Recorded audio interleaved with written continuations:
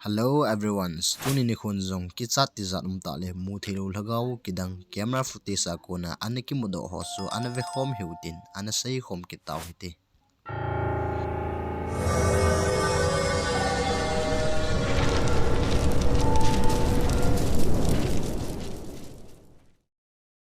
akhat channa hen tiktoker bingo kitite ni nu paina hen thilgil la golgit kidang za chum ho hi ana lhung zin ain kot khawzong hi ama chamin ake kha en ake hong zin hitin hin thilsu kidang hi anom zin chule bingo kiti hi awi chahan min a hi in awi chahan chunga hin hitabang thillam dang hi a ha hlung di sanin a hi nekhat zong hi tv a vet pet ben awi cha zong a hitabang thillam dang ta hi ana hlungin a hi My family is Mexican, but who cares? It's so boring. What the heck? What happened, baby? hilaya hin awi chamai hi mu thailo thil khat hin a hin kai hi le kilo min ui cha jong aki cha walin apute ni chunga chuna ki tole do zengin a hi chula ama ni nu pain ipi su ya ipi thil su ham ti jong su ima ana he do han pu in a hi nekhat jong hi arom sung wain awi chaw so ada azingen chunglang so ave ve jengin ipi thil su mu hi tam ama jong hi alung dong zengin awi chang zo 15 minute lang ahong da jeng phat ten chon ama jong na phone chu ana la du en record chu ana bol do in a hi For about 15 minutes. I know, dude. What's going on? What are you seeing? Something's been spooking him. He's jumping around. This dude. What are you seeing? As soon as you walk out, I'll be right behind you. hilaya hin ai hom mi hi minin amu pha zo lo thil khat hi ui cha hin amu hi le kilo min hi chi camera footage hoi di win veleu hen hilaya hin windows a thil neu khat ahung phei le hi akimu thin chule hi chi thil neu hi su len to len a hla le zin hi chi thil chu ui cha hin amu a hi chi awat le a hap le zi da na hi su zong le hilaya he apu pa hin ui cha hi a ho pi a survey go atin hi le kidang te no mai ogin khat kharau kiti khat hi akizai na hi Yeah?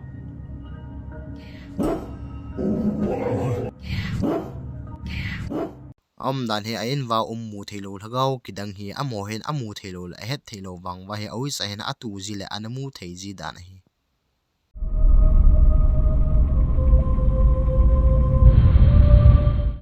ani channa hen Chris kitipa he Colombia en sungmi te to hen ne khom anei pet win hin anu hin video anala anain hitabang thellam dang ta khat hi ane record do khai na hi chocolate, queso, pan y mantecadita. Buen provecho para todos. Marta siente. Usted le va a tomar la foto a los. namu them hilaya hin amoin sungmin jong ne khom anei pet win hin numei chapang khat hi camera maya hen ahung lai pil dawin a hi chu amo hen anamu do pu win a hi anungin Chris la en sung median jong hitawang thillam dang ta an record do so atiu zal he zegen Chris in jang hi video lam dang ta so amain jong ana blon in a hele a viewers tamte in chun avela chapang ki chima thaile ho hiding a hetin a sayuvin chule hela chapang ki chima thaile a hi loading dan chu hila na video footage hoi ta in view le hen hila chapang hung thei hi alu chang hi transparent a hi in a hi asute hela thilmu hi a hlem hilo a hi aman jong hi chung chang thwa chun an ne na mun wa chun video ana semin hil chin na jong ana pi in hi Aquí está el comedor. A este lado hay una pared, unas piezas por donde no sabemos por qué se dirigió hacia allá. Y aquí es el mesón. Estaban diciendo que Chris in a saidan in chun hilaya ne khom ane pet win akoma vela hen sapang ki tim him hi koima aum pui na hi chuzong le anisa kitinu jong hen arum sungai ni hitabang ma thillam dang ta khat hi an record do kha in hi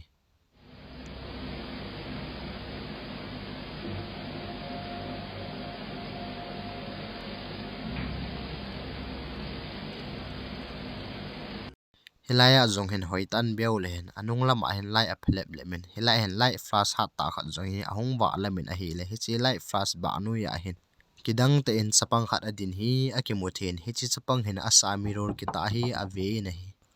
dan hi Chris le anisa hen mu thilo lhagaw chapang ho hi camera hi ane record do kha handa na hi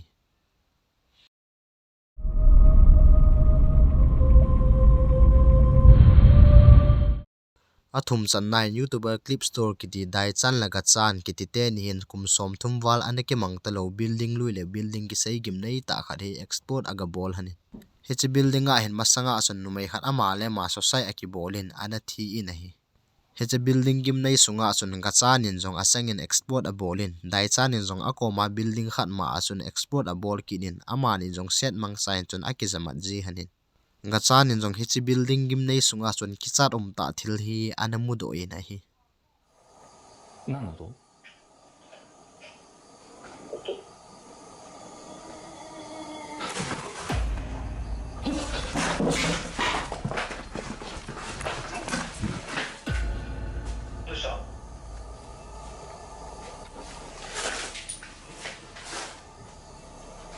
どうした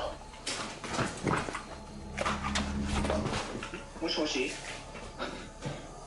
nga chanin jong ogin gim nei ta khat hi azain a hi le upstill nga konin chun ipm khat hin a hin ve in aman jong hoidiwa mu na theiding chun adal lunin hoiten amun chu a ve in a hi le ima mu theiding hi anom kit poin a hi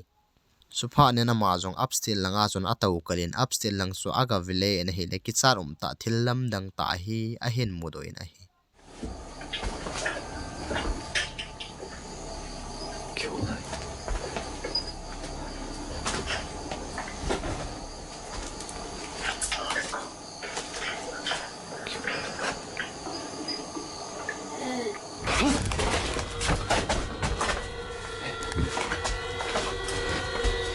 どうした大丈夫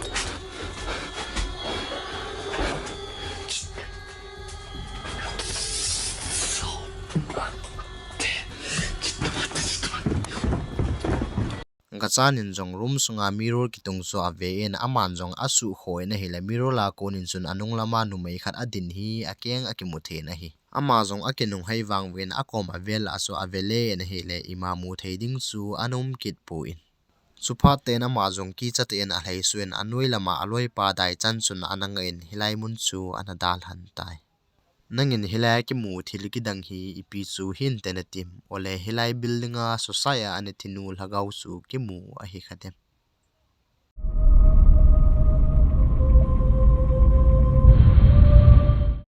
ali janna hen emily ki tinu hin uk ga ma kumjani la somnga lang ana chi ta victorian home ki ti illui ta khat hi analu in aman jong ni khat a in noi a hin 1994 la ya ani ki mang sumpum lui ta khat hi amu in chu jong le le khabu lui ta khat jong hi anamu in a hi in there for? It's definitely a book, but they're not like actual pages, they're like really thick. aman jong le khabu chu a hong do en a ven he le lim lui tampi hi akiti in aman jong ma ban cho phungen a ve ven he le lim hi telovin room ngan koima lo a hom ki wan lim hi akita ki ne na hi The rest of the album is filled with pictures of empty rooms that have an unsettling feeling. A dark shadow appears in all of these photos. hi chi le khabu avet zwa panin hin emilia jong en sunga hen dei lo ta thillam deng ta ho hi ahung lhung ji ta in hi And it's like, it just stopped. And now it's like,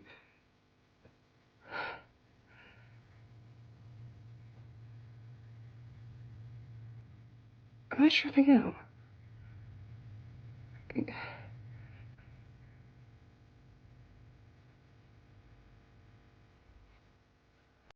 hilaya in thil ki khoji na ho hi pi ti do ham wang ka he puin phut la ki phut pe lo khila pe lo hi tin hin kidang te na ki khai dan ni hi hi chi thil he mi tam ten magnitude elo le thil dang danga ki sima ki bol hi tin jong a saving a hin ni khat upstairs bedroom a hin thil git la gol git ho hi aza in aman jong a phone a chun record a bolin age veta en hi le hi tabang thil lam dang ta hi ane record do in a hi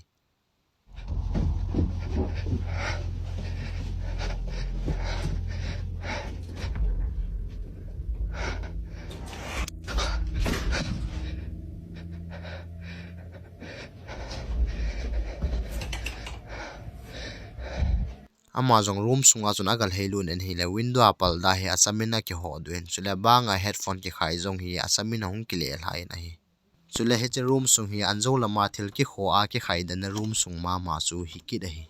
emilan sunga hen asang len thil git le thil su ki dang za chum hi anal hung ji ten ama jong lungdon ne leti zat nei na abom tai nei ain sunga het bang thil ki dang ho al hun ji hi nangini ipiji hin te na tim ole le khabu luita ala ado zai het bang thil hoi hui si le hung lang hin te na tim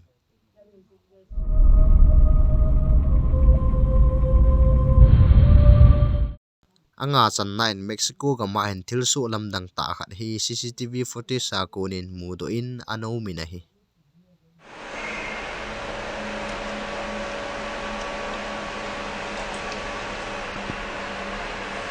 Ve que aquí se mete en la pared. No. Fíjate, subió el pie.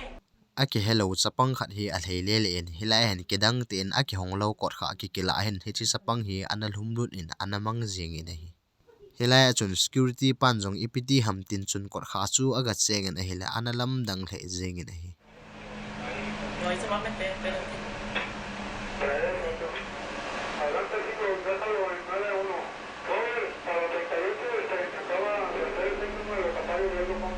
Mira, está.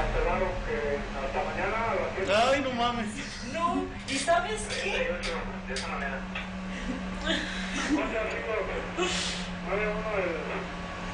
hilai chun security pan jong kot chu aga honin asung lang la eng so phaten a ven hile ima mu theding chu anamu puin ama jong ahung po do lamin hin kidang ti in kot panga konin chun hichi chapang pa so ahung da adoin a hin velen ananung hlum lut ki din hi security hole asunga na tong hon jong hitabang thilam dang ta anamu do su amo jong atiu anaja thei le vin hi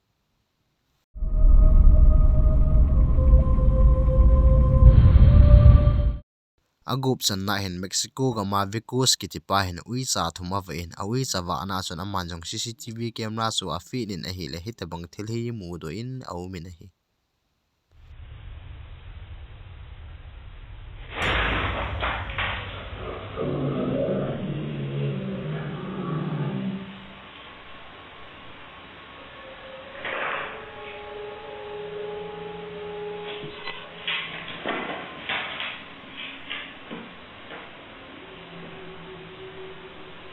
hilaya hin kidang ti in ui chagi na khat hi asukha bi hi ahung ki son pil le in a hi ui cha jang chu akil lamin ahung hlei do hin EPET hi ati chu lungdang thodan hi le kilomin hi ahima EPET ahimong dam hilaya ui chabu hi asama hi ta ahung ki son jeng hi lungdan ta thil khat wang a hi aloa hi le mu thilo hlagau kidang hin a hin su lo le a hin sot a hi khadem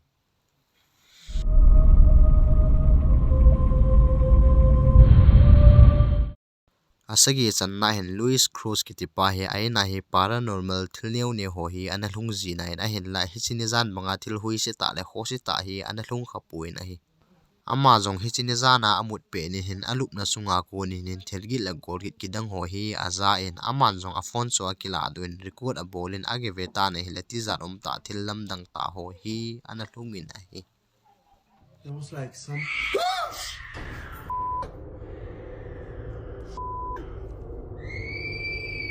what the f is that? What the f is that? You gotta be kidding me! Who goes there? Who goes there? That cannot be real. What the f? You gotta be kidding me. What the f was that? You gotta be kidding me. Oh, You gotta be messing with me. I swear to God, this gotta be a f***ing joke. Whoever's in here, I command you to leave in the name of Jesus Christ. I ask you to leave now. Oh, f***. Oh, f***. I got adrenaline going right through my body. What the f*** is that?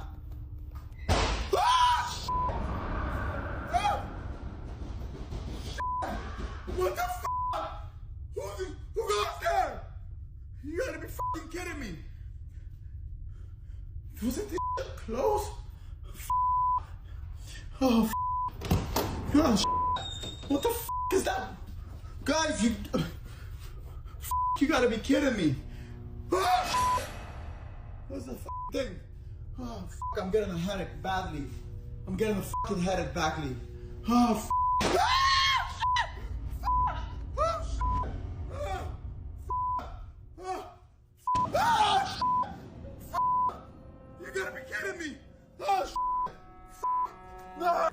aman jong room sung ho so aga vegu ne hile numei ogini khat pen gin hi aki zain ama jong ati zal he jingin chule thilgi la gol git ho jong hi a hui sil he jingin ama pa jong aki chat dan chu thilanu sangin jong a ha pen jo ta ne hi kitchen jong cho tu ma sanga lut pe na chu kitup ta la hoi ta uma hi in ama jong avela ga nong lut lang chun a kitchen sung sa bon in a chop de jing tai na hi Luis in sunga hi ipi lhagaung ki lo lel huang hi hung lu na Luis hi ipi hi changa hi ta dem ti za le lung da le lung the ta thil su kidang ta hi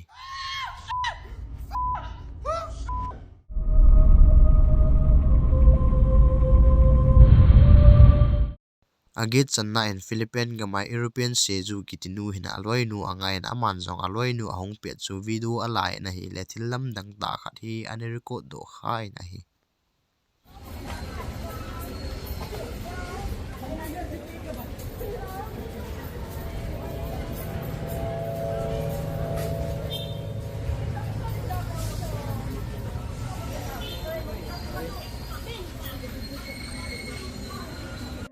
ama nun jong a video anung vet pe nin chun aloi nu nung lama hin kidang te na avam ke anim sakhat hin aloi nu nung hi a hin zui na hi he che video anum ho chun headless dark spirit ai lawa la glimmery bat or ali po hin te tin jong ana save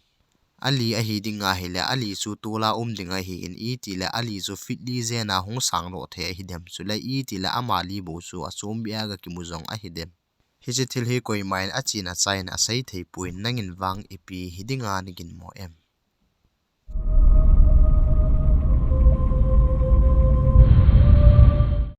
aku channa hin dancing skeleton kiti hi ane seu hiti nupa mi ni hin kichipna dancing skeleton hi ani ki cho hanin analam sa han ta na hi le hitin hin ahum halin analam ta ina hi is in this little dummy. You need to like leave because we don't want you to hear.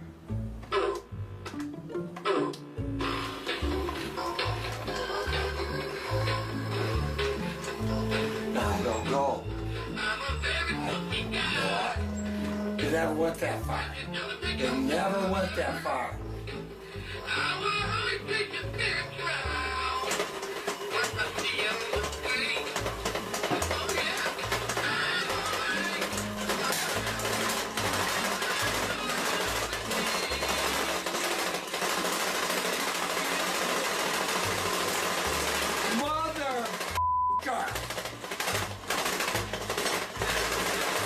hila chun skeleton lim cho alam sa han ta na hila all laming e ti talo ben gang chalin ki thing non chalin khun ahong lam tai nei hi ji thil hi ki chat ta he telu nui zarum ta thil su khat zo hi aji chu ike chat wala helen imang zonga sinu min hi ya chu ki cha si ho dinga chu samphat ga nui khomote te chu ki chat ga hai pa thin dinga chu ka hin jaw sa hi